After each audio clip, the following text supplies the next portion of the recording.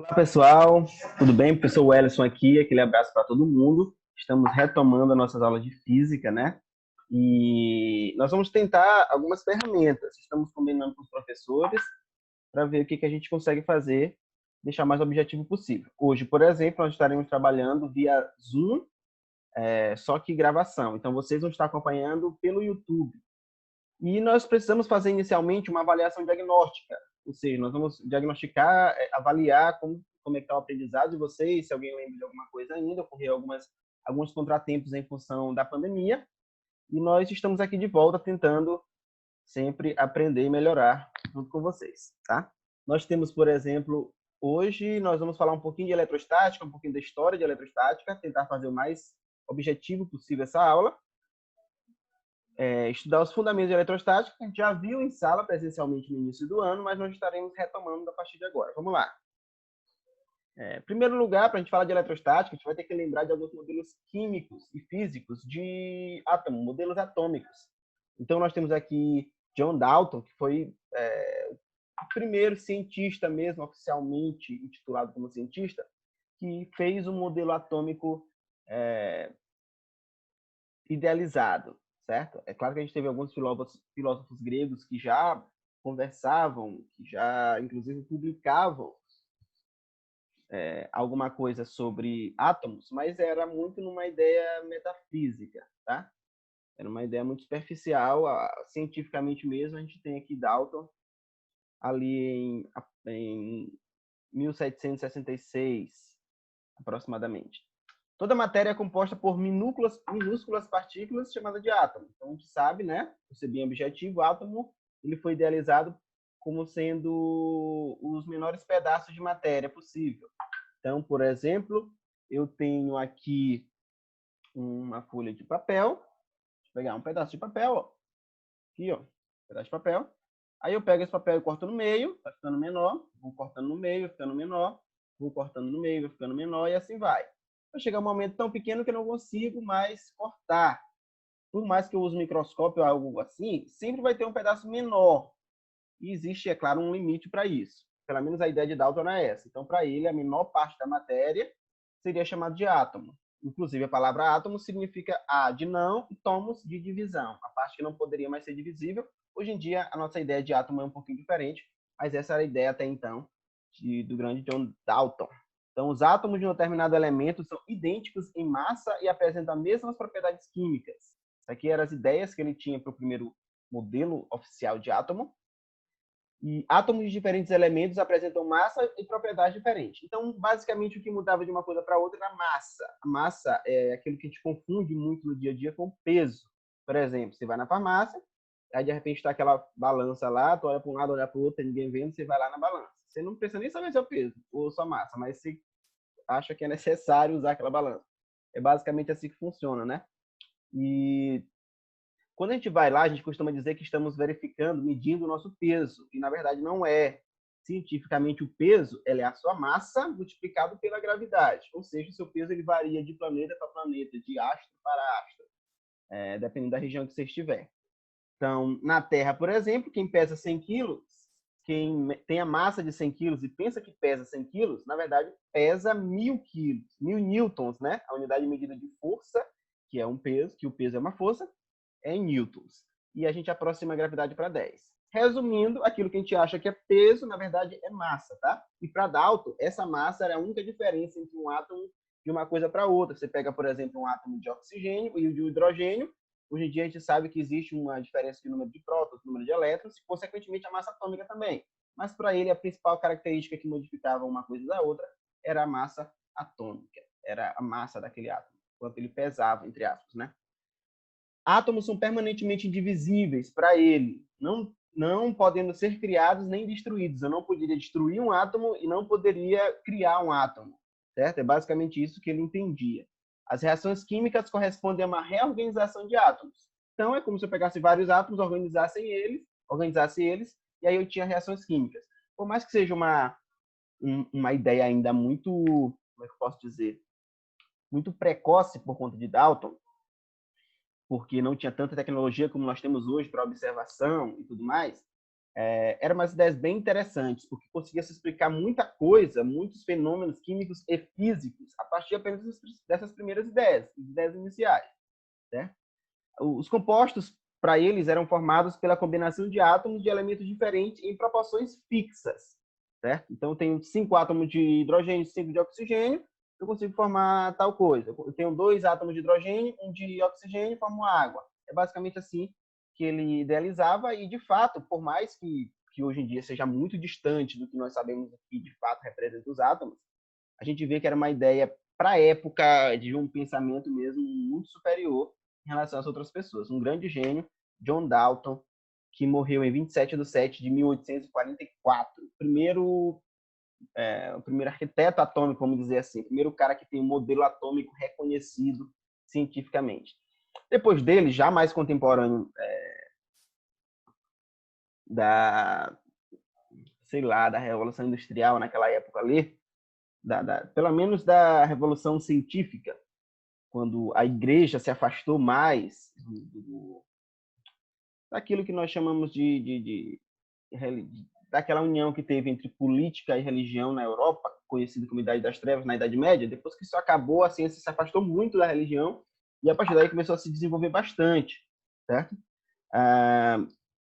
Lembrando, fazendo aspas aqui, que isso não quer dizer que a ciência e a religião são inimigas. Tá? Pelo contrário, especialmente o cristianismo tem muita ciência envolvida. Outras religiões acabam deixando um pouco a desejar, mas vamos lá. Esse modelo atômico, segundo o modelo atômico científico, ele é muito famoso por ser conhecido como pudim de passas ou pudim de ameixa, né? Ele anuncia que o átomo Thomson, Joseph John Thomson, ele anuncia que o átomo é uma esfera de carga positiva não maciça e que nela se encontram cargas negativas e que são distribuídas uniformemente de forma que sua carga elétrica, certo? Ela acaba sendo neutra, né? Porque tinha as cargas negativas espalhadas lá pelo meio. Então, hoje em dia, nós temos a ideia de que os elétrons ficam ao redor do núcleo, como se fosse o sistema solar. A gente vai já ver o modelo de Rutherford. Mas, para Thomson, não. Essas cargas negativas ficavam espalhadas por toda aquela esfera, né? Essa esfera lembrava muito um pudim de ameixa, que esse pudim de ameixa é um prato típico inglês, tá? É um prato típico da Inglaterra, do Reino Unido em geral, e aí para a gente fica um pouco difícil a gente comparar. Mas imagina um bolo com várias uvas passas ao redor, é basicamente isso que funciona. E aí, depois de John Thomson, nós tivemos Ernest Rutherford, que já foi um cara já contemporâneo de Albert Einstein, por exemplo, um cara que já faz parte, o Rutherford já faz parte da ciência moderna, da física moderna e química moderna também. Alguma coisa que já estudava a parte quântica, já começou a desenvolver esse lado mais específico da natureza e, consequentemente, das ciências da natureza. Então, para ele, o átomo ele tinha um núcleo central, esse núcleo era no meio, né? Dotado de cargas elétricas positivas, que ele chamou de prótons, e envolvido por uma nuvem de cargas elétricas negativas. E aí ele comparou esse modelo com o modelo do sistema solar. Então, nós temos no núcleo aqui como se fosse o Sol, e ao redor desse núcleo, girando ao redor dele, como se fossem os planetas. Certo? O termo átomo é uma expressão errada. A palavra átomo vem do grego, que significa indivisível. Falei isso no começo da aula. Então, o átomo ele se divide em duas partes. A eletrosfera, que é a parte que fica os elétrons, e o núcleo, que é a parte que fica os prótons. Então, o termo indivisível não é uma palavra que é perfeitamente correta, tá, gente? Tá? A palavra átomo significa indivisível, só que por questões históricas não se atribuiu um outro nome ao átomo. O átomo continua sendo um átomo, mesmo que o significado dele não tenha a ver diretamente com o significado do nome. O núcleo atômico é constituído por prótons e nêutrons. Tá?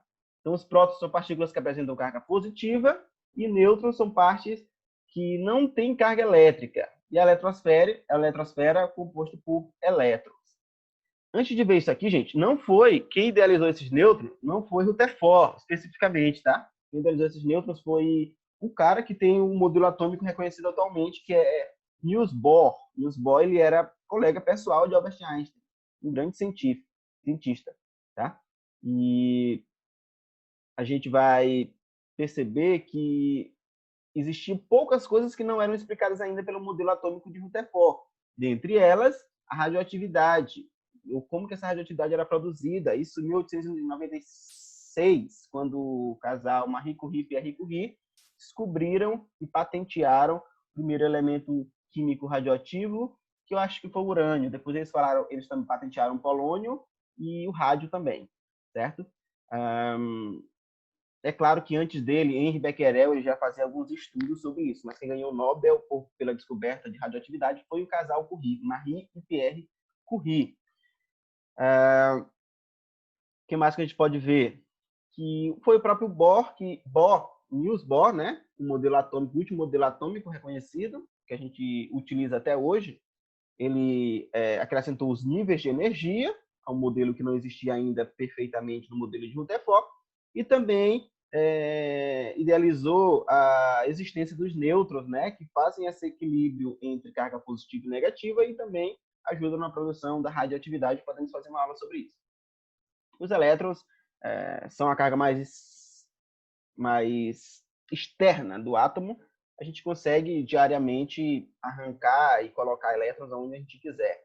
Quando eu estou sentado numa cadeira de plástico, eu faço um atrito do plástico com a minha mão e eu já consigo, por exemplo, aqui, ó, quando eu faço esse movimento, já estou arrancando elétrons para cá, para minha mão e vice-versa. Então, isso aqui é muito mais fácil. A eletrostática, que é o modelo, que é o tema central da nossa aula de hoje, essa eletrostática, ela é uma palavra que deriva do grego, eletro, que vem de eletricidade, e estática de estacionamento, de parado. Então, é como se a eletrostática fosse uma parte da física que estudasse a energia em repouso, por mais que não exista, tá? Quando a gente fala em energia elétrica, nós estamos falando, geralmente se atribui à corrente elétrica, e a corrente elétrica ela é atribuída justamente ao movimento de elétrons. Só que a gente vai entender depois por que é chamado de eletrostática. Depois, quando a gente estiver estudando eletrodinâmica, aí a gente vai perceber, né, o que de fato acontece.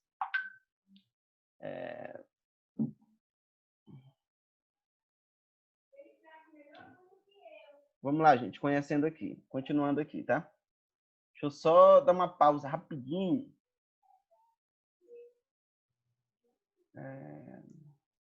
Vamos lá, continuando aqui. Então, nós vamos perceber o seguinte: a eletrostática em si é a parte da física que estuda as propriedades e a ação de múltiplas cargas elétricas em repouso em relação ao sistema inercial de referência. Então, elas estão em repouso, só que é claro que a gente viu lá desde o primeiro ano que o estado de repouso ele depende do referencial. Então, sempre ou quase sempre uma coisa está tanto em repouso quanto em movimento, e aí vai depender do referencial que você tem. Vocês já viram isso no primeiro ano, tá? Quem tiver alguma dúvida, aqui no meu próprio canal no YouTube tem algumas aulas de eletrostática, de cinemática, primeiro ano, vocês podem rever para estar revisando isso. A carga elétrica ela é considerada como sendo uma propriedade que se manifesta em alguma das camadas particulares elementares, ou camadas de partículas elementares, né? Por exemplo, nos prótons e nos elétrons. Então, assim, o que são partículas elementares? É aquilo que forma tudo que a gente conhece, a matéria. A matéria ela é composta por átomos, e esses átomos compostos por prótons, elétrons e nêutrons, basicamente. Tem outras coisas, mas as partículas aqui a gente conhece essas três como elementares. Sem elas não existe matéria, tá? Toda matéria possui essas três coisas, pelo menos. E o nêutron, o próprio nome está falando, ele não tem carga elétrica, mas uma propriedade intrínseca dos prótons e dos elétrons é justamente essa carga.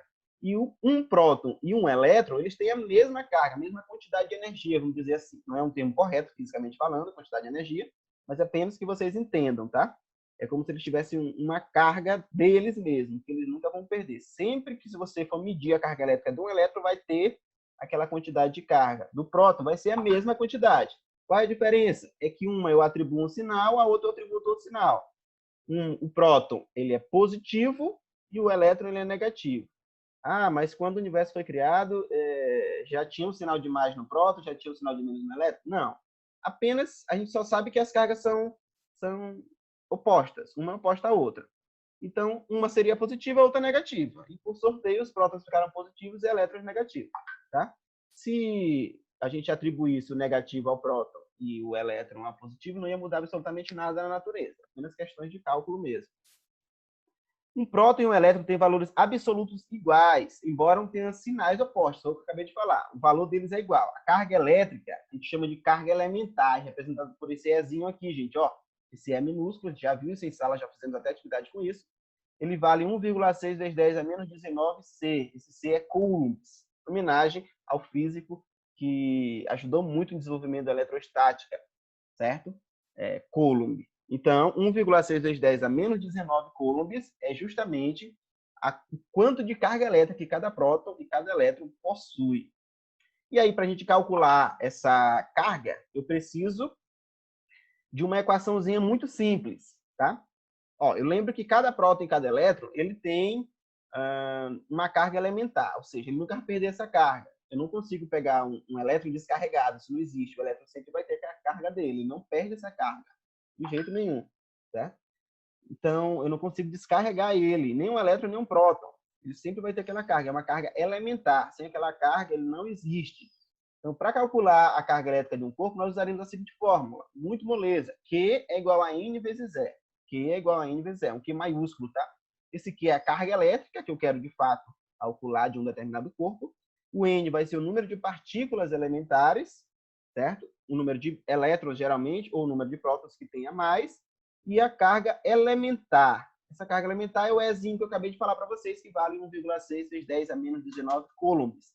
E no Sistema Internacional de Unidades, que você já conhece em Química, Física e Biologia desde o primeiro ano, esse Sistema Internacional, ele chama a carga elétrica de uma unidade de medida específica, que é o coulomb, que eu falei para vocês já também sobre a carga elementar. Um detalhezinho, gente, sobre essa fórmula bem aqui, é que esse N geralmente é o número de elétrons. Só que não é o número de elétrons total, é o número de elétrons que sobra ou que falta. Por exemplo, eu tenho um átomo que tem 5 prótons e 6 elétrons. Ele tem quantos elétrons a mais? 1. Então, esse N ali, que é o número de elétrons, eu boto só 1. Não são os 6 completos, é só 1, é aquele que tem elétrons a mais. Ou elétrons a menos. Eu tenho um átomo que tem 5 prótons e 3 elétrons. Quantos elétrons faltam para chegar no 5? Faltam 2. Então, no lugar desse N aí, eu vou colocar o 2, que é o número de elétrons que faltam ou que sobram. Beleza?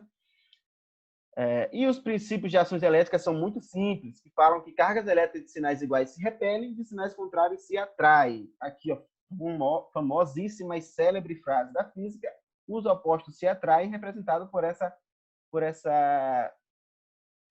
esse design aqui de cargas opostas. Então, a positiva ela é atraída pela negativa. Se eu tiver duas cargas positivas aqui, ó, são iguais, então elas se repelem, uma se afasta da outra. Negativa, mesma coisa. São cargas iguais, se repelem, uma se afasta da outra. Mas essas duas, como são cargas diferentes, opostas, elas se atraem. Beleza? E aí nós temos esse último slide aqui, que fala sobre o princípio da conservação das cargas elétricas. Num sistema eletricamente isolado, a soma algébrica das cargas elétricas positivas e negativas são constantes. Então, imagina que eu pego, por exemplo, aqui, ó, tenho dois objetos, um adaptador de tomada e uma latinha de tinta guache, uma xícara, certo? Xícara tem 5 elétrons, a tinta tem... Vamos lá, vou filmar aqui para vocês de perto, que é melhor. Não precisa me olhar, não. Deixa eu até tirar o compartilhamento, que vocês conseguem ver aqui em tela cheia, certo? Então, eu tenho aqui a xícara, o adaptador e a tinta.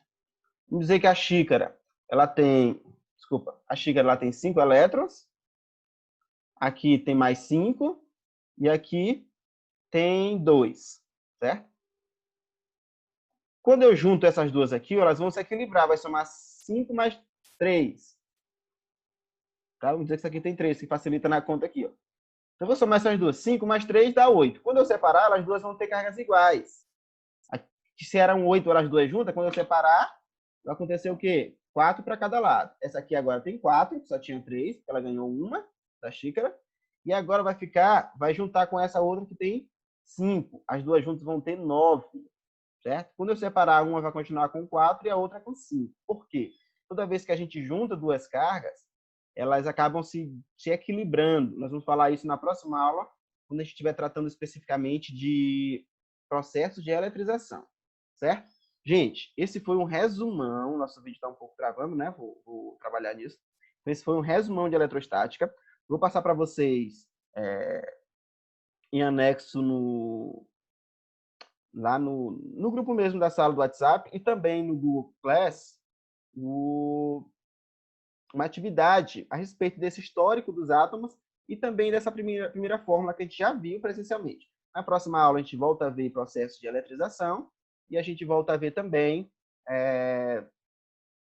lei de Coulomb, que é uma fórmula que a gente aprende a calcular força elétrica, tá? Então, um grande abraço para todo mundo. Qualquer dúvida, pode comentar aqui no YouTube, certo? Ou via WhatsApp, de qualquer forma. Qualquer dúvida, fica à vontade para a gente tirar essas dúvidas e resolver essa atividade, tá? Um grande abraço para todo mundo. Tchau, tchau.